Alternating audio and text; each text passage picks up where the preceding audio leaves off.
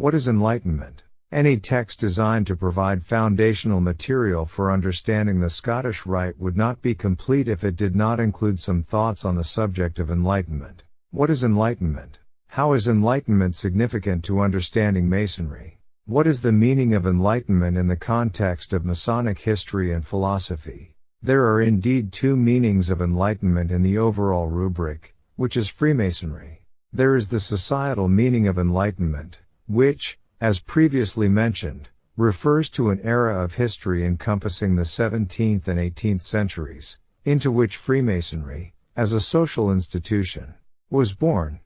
This form of enlightenment has often been styled the history of ideas. Its context is derived from the Western world of ideas that places its values primarily in the pursuit of scientific, objectively verifiable knowledge, individual autonomy, social progress, and justice. From a social perspective, enlightenment is the fulfillment of an intellectual quest exemplified by confidence in the power of reason. And then there is a second meaning of enlightenment in the context of Eastern thought, which derives from the central theme that individuals are capable of attaining personal enlightenment as a goal of self-improvement and spiritual development, that there is such a thing as a mystically awakened mind. Enlightenment is the fulfillment of the human quest for perfect understanding. Both meanings are important to an understanding of Freemasonry, for Masonry encompasses a perspective, or value system, that is clearly drawn from both the West and the East. Both share the image of light overcoming darkness. Indeed, the exploration and merging of these two pillars of Enlightenment thought is one of the hallmarks by which we are able to claim a universality of ideas. To have some basic understanding of the first meaning of enlightenment, we begin by briefly examining the social and political setting of the 18th century, which ultimately enabled the ideas which had long been discussed only within the tiled recesses of the lodges of British Freemasonry, to be incorporated into the governing practices of continental Europe and the greater sorcery itself. As we shall see, it was the model of the lodge that became a part of the governing structure of democracy. It is largely for this reason that Freemasonry is considered an Enlightenment institution. In 1752, David Hume enumerated the ingredients of the 18th century Enlightenment era. The cultivation of the age depended on a conjunction of freedom in politics and invention in industry. The same age which produces great philosophers and politicians, renowned generals and poets, usually abounds with skillful weavers and ship carpenters.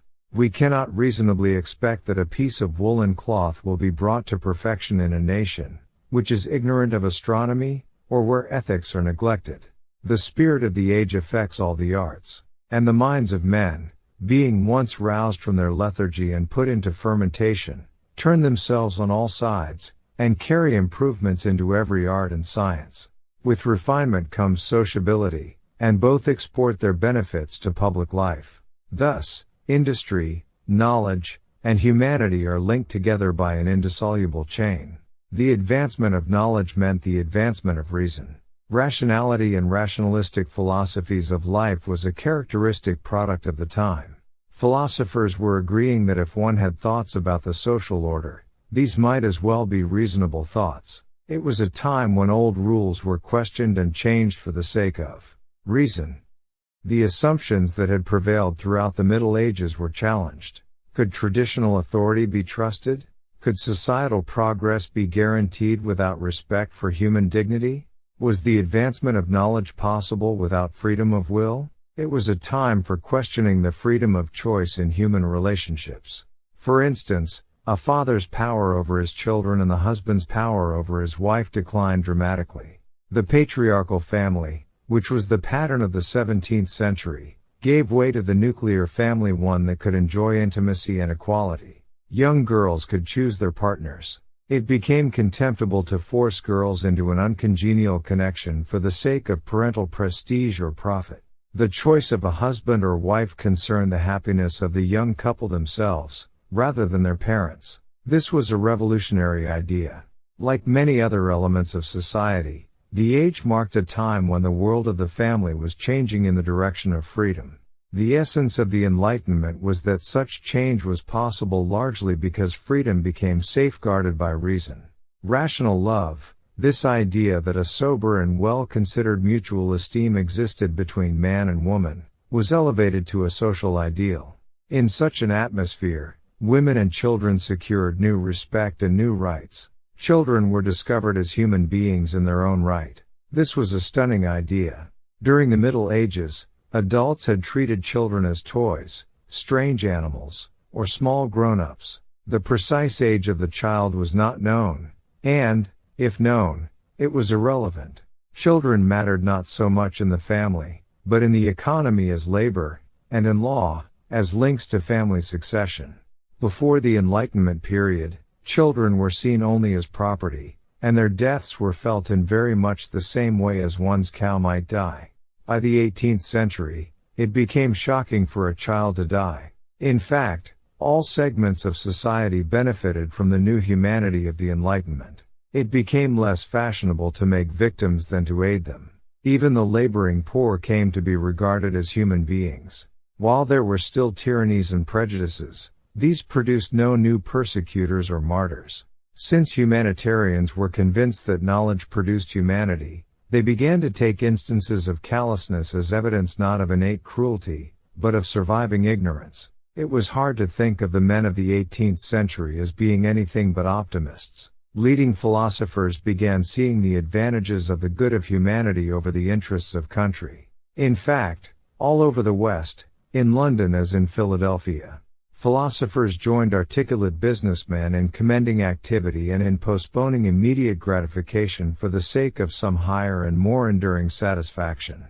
Virtue of action became a favorite text. The Lodge, the Philosophical Society, the Scientific Academy, all of these became the underpinning for the republican and democratic forms of government which evolved during the 18th century. The approach the Masons took toward civil authority was through changing the attitude of the individual, to redirect his thinking inward toward self-reform, toward virtue and reason. In a 1744 defense of Freemasonry before the Parisian press, Freemasons argued that Freemasonry was a school of virtue.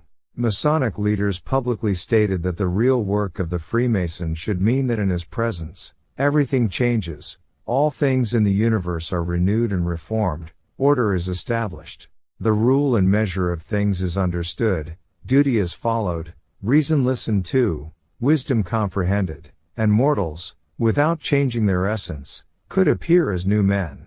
The idea of finding one's morality through fraternity, and practicing ethics through sociability, was, of course, a real threat to those religious institutions that had traditionally been in charge of establishing the laws and rules of ethical and moral conduct. The ideals of the Middle Ages were sectarian, that is, they were not capable of being universalized. They involved little respect for the opinions of mankind. And this would become the classic organizational conflict between faith and reason, which, as we know, Freemasonry has since had to endure. But, as for the state, the Freemasons assured secular authorities that the role of the fraternity was to defend their fellow citizens, to avenge the injuries of the nation, and thus, extend the boundaries of the empire. The Freemasons advocated their agreement with the established policy that sages make the laws. Their position was that true Masons are heroic sages who believe in God and are faithful to the Prince. In other words, it was reasonable to expect that humankind could live in concord with a balance of moral and civic mandates.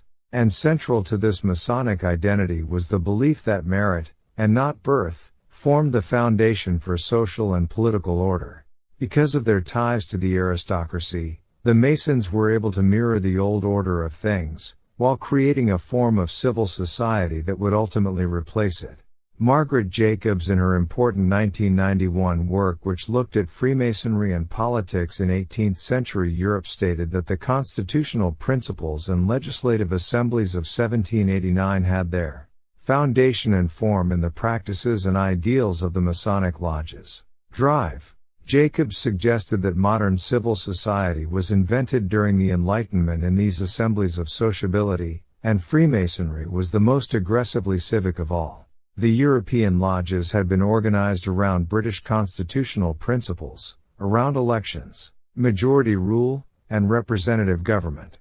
Along with this structure came the assumption that reform in society and government was possible through vidas and self-disciplined leadership.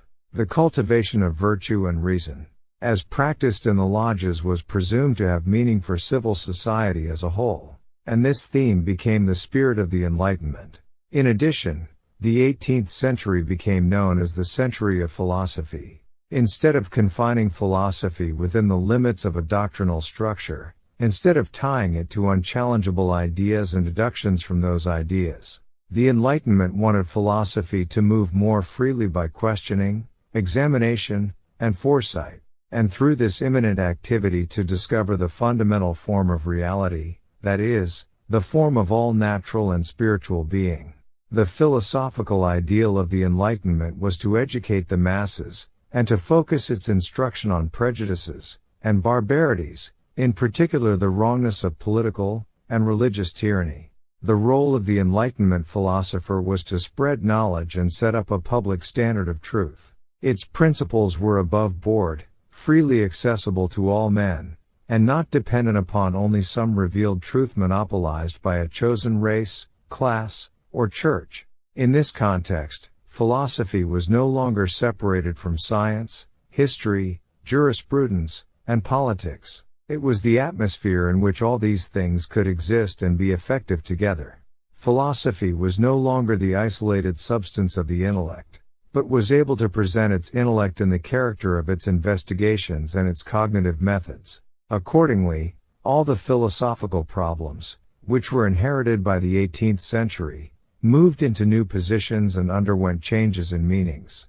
They were transformed from fixed forms into active forces and imperatives. They gave the Scottish Rite its reason to be. It was the use the Enlightenment made of philosophic thought, and the position and tasks it assigned to such thought that changed society's ideals and aspirations. And this became the central hallmark of Scottish Rite effort. Thought itself became a spontaneous activity. It not only analyzed and dissected ideas, but it actually facilitated the order of things. It conceived that ideals were necessary for the good of society. The true nature of Enlightenment thinking was the process by which it brought about a new order of things, where, through its doubting and seeking, tearing down and building up, it created an age in which reason and science were both venerated as man's highest faculty. The real philosophy of the Enlightenment was not the sum total of leading thinkers, men such as Montesquieu, Diderot, Voltaire, Kant, and Hume, but in the overall form and manner of intellectual activity in general. The 18th century was engaged in a critical examination of the source and limits of reason. It analyzed the extent that we can solve problems, using reason and knowledge. It questioned whether all knowledge derived from experience, or was grounded in experience. It questioned if understanding contained certain properties that could always be defined. Kant, for example, raised the question whether our concepts of understanding are based on the organizations we are in, or how we go about describing things. He argued that knowledge had to be based on constants. It's not about how many things we can know, but if there is an experience, a form of understanding that transcends time and space. He suggested there are two classes of things we can know about, those that are always true, that is, they are true by definition. A bachelor is always an unmarried man, for instance. Or, since every experience we have will within a context of space and time, then every knowledge claim we make will match up with some pure category of understanding. If this is true, then synthetic propositions will either take place in time, or their truth will be known a priori. This was an important idea in the context of Masonic teaching. That we have the freedom to act does not need to be proven, it needs only to be thinkable. The idea of freedom is a thinkable idea. If one believes he is acting as a free agent, then that is sufficient for moral judgments to be possible. Morality exists insofar as we are able to choose freely from alternative courses of action. Actions have moral weight when chosen rather than compelled. There must be freedom of choice if moral judgments can be made at all. If we are to be charged with wrongdoing or praised for worthy actions, the men of the Enlightenment established the ideals of tolerance, free thought, and rational consent. There are, in fact, categorical imperatives that are governed by the laws of freedom. There are principles of moral authority, which take precedence over hypothetical laws. One is not a moral being just because he is a human being. What constitutes a moral being is one who has the power of reason. It is by the virtue of our autonomy as reasonable beings that there can be morality. If we are prepared to do wrong just because the consequences are negligible, then we are not moral beings. Man is never a means to an end, but always an end unto himself. He cannot suspend moral precepts whenever they are not serviceable to him. We cannot use another person simply by claiming we have a right to do so. To use another person as a means or a tool is to cancel the very moral autonomy on which right and wrong become possible. Enslaving another is thus a formal rejection of freedom as a moral imperative. Because, if moral freedom can be denied here, then it can be denied here, there, and everywhere. Lying also refutes moral imperative. If you lie to another to get him to do something he would not otherwise do if he knew the truth, you deprive him of his standing as a moral being.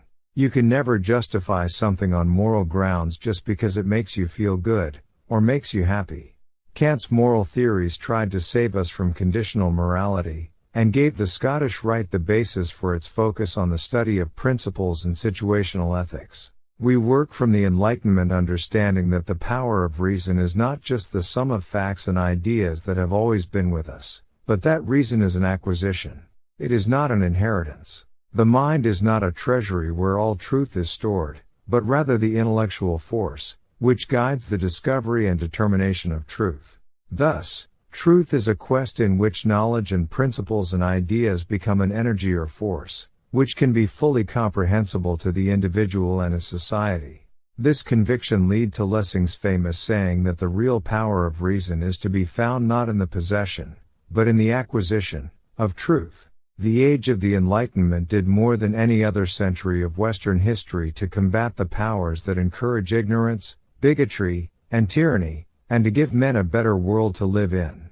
Today, we may consider ourselves more enlightened, or at least we have a chance of being so. And this is the basis of all Masonic thought and philosophy. We are all on a quest. We use our experience, our senses and sciences, our powers and passions, our knowledge and insight, all in the search and discovery of truth. This was the imperative of the Enlightenment and the heritage from which we came. There is a second meaning to enlightenment, to which I referred at the beginning of this lecture. It is a meaning which also had its roots in Enlightenment-era thought. The lust for knowledge, which theological dogmatism had long outlawed and branded as intellectual pride, was called a necessary quality of the soul in the 18th century. Montesquieu even attempted to provide a theoretical justification for the presence of an innate thirst for knowledge within the human soul itself. He said, "Our soul is made for thinking, for perceiving. And such a thing must have a curiosity, for just as all things form a chain in which every idea precedes one idea and follows another, so one cannot want to see the one without desiring to see the other." He was actually repeating a much older body of thought here. The quest for knowledge about human nature and the purpose of human existence belonged to a general body of thought referred to as the mysteries. The core of the mysteries rested on one crucial idea, that man exists in two parallel worlds at the same time, the physical, material, sensual world, a world with edges, and a vast, limitless, eternal, non-material world not available to ordinary perception, but which is still equally a part of his universe. In Masonry, we often refer to this duality as the material and spiritual nature of man. The mysteries were the schools, which provided the gateway to these non-material realms and the knowledge of the natural laws operating in them. The exploration, defense, reinforcement, and consolidation of knowledge as both an intellectual and sacred path became the cardinal aim of 18th century culture. The logic of clear and precise ideas and their examination leads to the logic of individuality, which leads to the principle of identity. And from the principle of identity we are led to the principle of infinity, then from continuity to harmony. In these fundamental progressions of ideas lay the great tasks which 18th century thought had to accomplish. Like the enlightenment of ideas, like the cosmos themselves, Each individual is in the process of becoming, always growing, changing, developing, and evolving to higher and higher states that will ever more beautifully express the perfection of the source of existence. Enlightenment is the realization of the truth of being. The word, enlightenment, is translated from the Sanskrit word bodhi, denoting awakening, wisdom, and awareness. From a Masonic perspective, we think of it as the quest for light, or perfection, a spiritual journey we make into ourselves, and within which we discover and live out that truth. It is the matter of the I-seeing itself, and the path by which this is accomplished is initiation, a ritual experience wherein we may discover moral awareness, responsibility, and self-knowledge. It is also essential to our understanding of initiation that it has a philosophical, psychological, and human dimension. Philosophically, enlightenment means comprehending the unity of all dualities, the harmonious composite of all opposites, the oneness of endless diversity. In psychological terms, it means transcendence of all sense of limitation. In human terms, it means understanding that the journey is in the teaching that the path and the destination are ultimately one. In theological terms, it means comprehending the union of God and man. Or, rather, of God and humanity. We live the great mystery of life, and our task is to unfold and understand that mystery so that we may discover our true nature and our identity with the divine. For it is in living with such identity that we find the source of all happiness, all goodness, all beauty, all truth. The degrees of the Scottish Rite lay out the way for understanding the mystery of our being. The Rite is the real spiritual matrix of our craft. It facilitates the candidate's symbolic journey of transforming disbelief into real light, and his brothers partake in the mystery with him to assist in his transformation.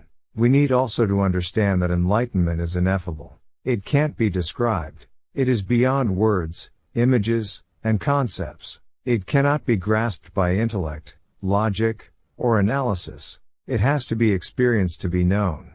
We are taught in Masonry that symbols conceal as much as they reveal, that the language of our degrees are only about truth, they are not truth itself. So, while we may learn a great deal about Enlightenment principles and ideas, reading about it is no substitute for the practice of a spiritual discipline, or sacred tradition of some kind. It matters not how much effort we put into seeking enlightenment, it can never be achieved. It can only be discovered and experienced. We are reminded in the very early lectures of Freemasonry of the scriptural passage, "Seek and you shall find. Knock and it shall be opened unto you." This means that there is a universal intelligence that will provide everything you need every step of the way. Its entire purpose is simply to awaken you to your true nature. Enlightenment, or the kingdom of heaven, is your birthright. The mission of the Scottish Rite is that its lessons will direct you to the path of enlightenment. It invites you to become a knight of the East and West. Your journey is to spread those basic principles that enable all people to live fraternally together by laying aside animosities and differences. This requires a change in consciousness. The Scottish Rite offers guideposts for this journey, a journey to nothing less than a change of consciousness. For, as we change how we think, we also change our state of mind. And as we are able to journey into ourselves, we also ascend Jacob's ladder into higher realms of mind. We do not change reality, but we change our perception of reality, which is the goal of enlightenment. John White, in his wonderful book, What is Enlightenment?, informs us that the difference before and after enlightenment is in us, not reality. The limitation is also in us, our consciousness. And when that limitation is transcended by the journey we make, we perceive our world differently and therefore relate to it in new ways. Our sense of identity changes. We are brought into the realm of infinity. We experience the cosmos as unified and intimately one with our own essential being, rather than experiencing ourselves as a separate, isolated physical form apart from all the rest of existence. Enlightenment, then, to both the 18th century intellectual mind, and the 21st century seeker of truth, is liberation. It is freedom. Our goal as members of the brotherhood of man under the fatherhood of God, is to strive to free ourselves, and to free others. For as long as one person is not free, no one is free.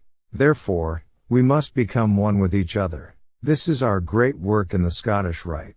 We are to study the degrees of the Rite with the consciousness that, as we learn its lessons, we learn how to live. When we live in service to humanity, then the true goals of the Enlightenment, liberty, equality, and fraternity, re-achieved within us and in the world. Only a transformed consciousness can transform the world.